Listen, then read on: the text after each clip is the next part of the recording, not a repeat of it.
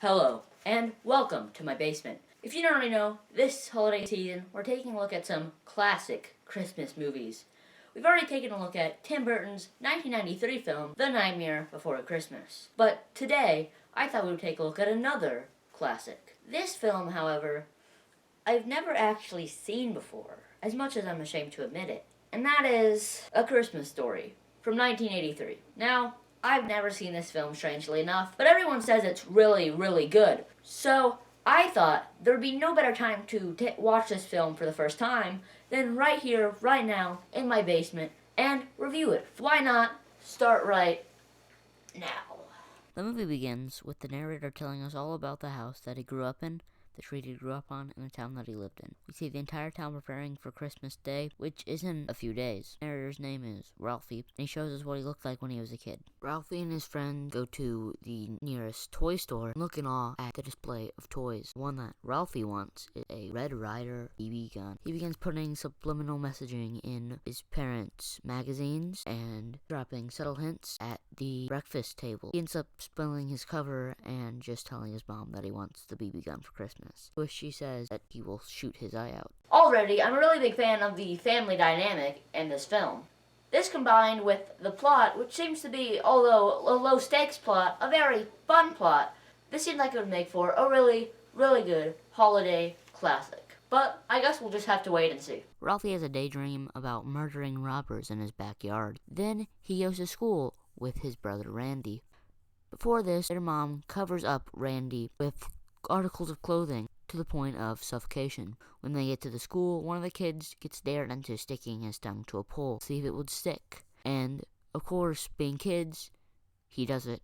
Once it gets stuck, everyone just leaves him there and goes back to school, leaving him helpless and stranded. Man, that was kind of cruel what they did to that kid. I mean, don't you think that traumatic event will lead to some longer-lasting issues later in life? Then the fire and police department get called to get this kid unstuck from the pole. The teacher gives the students an assignment to write a paper about what they want for Christmas. Then the children go back home. But on their way home, they get attacked by the school bullies, where we can see that these kids are indeed traumatized by this event. Ralphie gets home and has dinner before his dad gets a prize shipped to their house that he won from the newspaper. The prize ends up being a leg-shaped lamp. I'm starting to realize just how disjointed this movie actually is.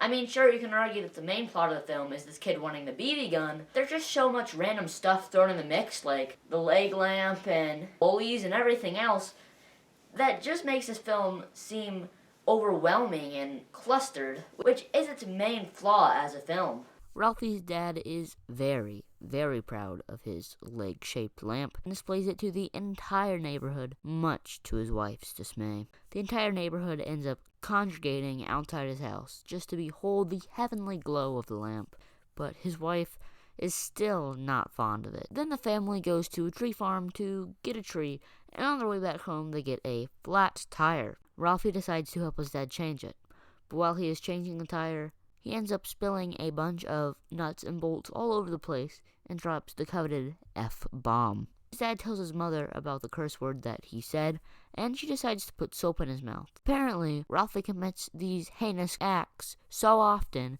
that he has become a connoisseur of soap. His mom asks him where he heard the swear word from, and although he really heard it from his sailor-mouthed father, he ends up blaming it on some random kid named Schwartz or something. Schwartz gets the life beaten out of him by his own mother. Then when Ralphie goes to school, with no remorse for his previous actions towards his classmate, where he gives the teacher a fruit basket to bribe her into giving him a good grade on the paper he had to write. He daydreams about getting A's on the paper. When he receives it, a few days later, he gets a C. Ralphie is a bit of a narcissist.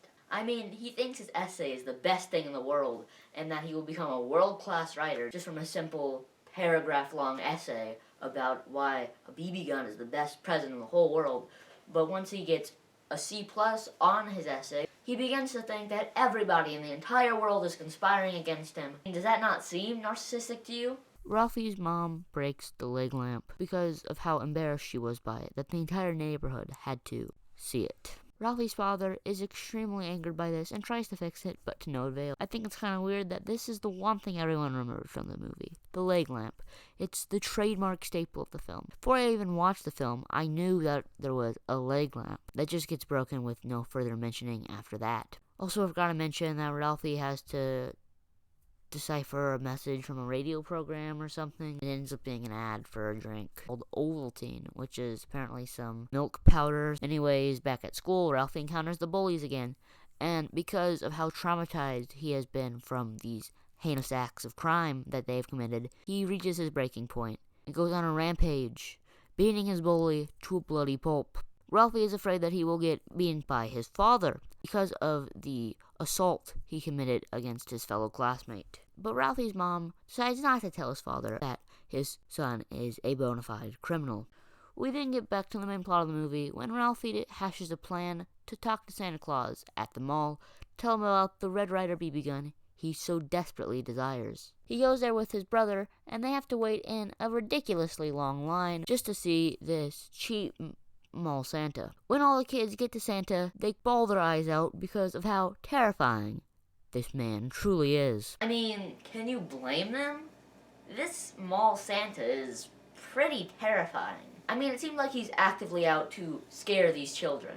He's not even trying to seem friendly in the slightest. Now I think about it, how did this guy even get hired?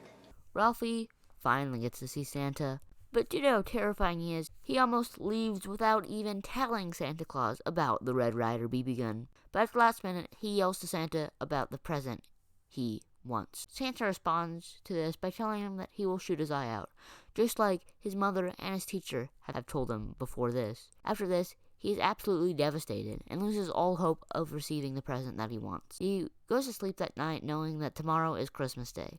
When he wakes up, he and his brother go downstairs to see several presents under the tree.